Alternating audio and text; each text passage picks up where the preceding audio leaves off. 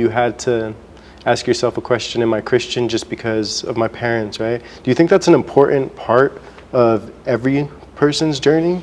Or do you think that that question doesn't come up necessarily for everybody? I think if we're honest with ourselves, Yeah.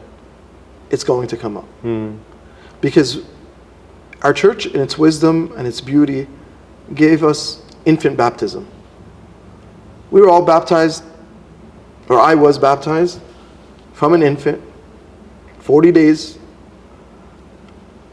don't know anything, right?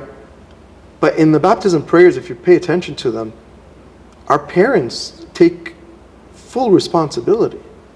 Like after Abuna,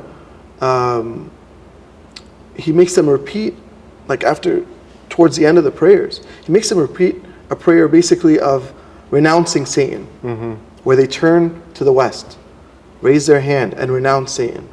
Then he makes them turn around to the east and accept the faith.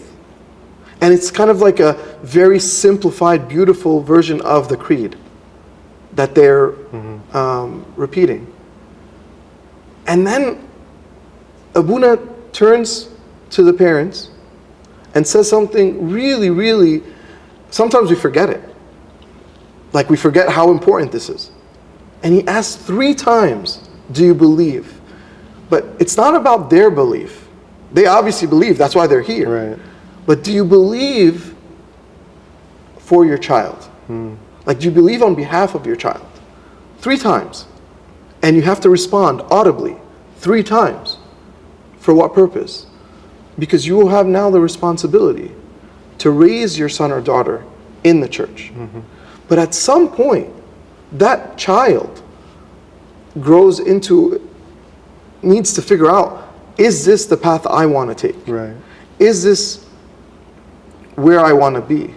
And unfortunately, sometimes, especially like growing up for me, faith and culture was intertwined. Yeah. Intertwined in a very,